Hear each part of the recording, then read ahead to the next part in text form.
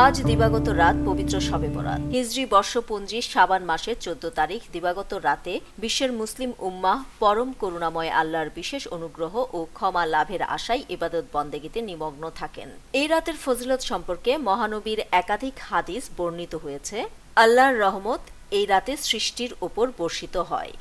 আয়েশা রাদিয়াল্লাহু তাআলা আনহা থেকে বর্ণিত একটি হাদিসে আছে, নবীজি সাল্লাল্লাহু আলাইহি ওয়াসাল্লাম বলেছেন, আল্লাহ তাআলার মধ্য শাবানের রাতে দুনিয়ার আকাশে অবতরণ করেন এবং বনু কালব গোত্রের ভেড়াগুলোর পশমের চেয়েও বেশি সংখ্যক মানুষকে ক্ষমা করেন।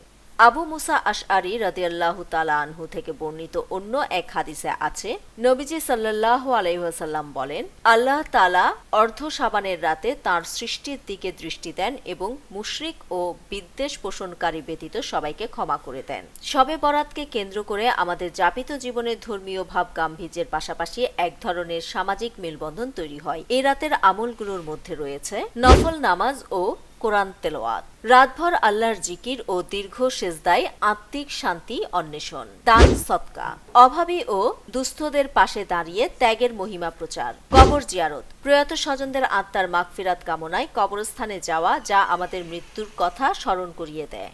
তবে বাহ্যিক আনুষ্ঠানিকতার চেয়েও হৃদয়ের পবিত্রতা ও একাগ্রতাই এই রাতের মূল লক্ষ্য।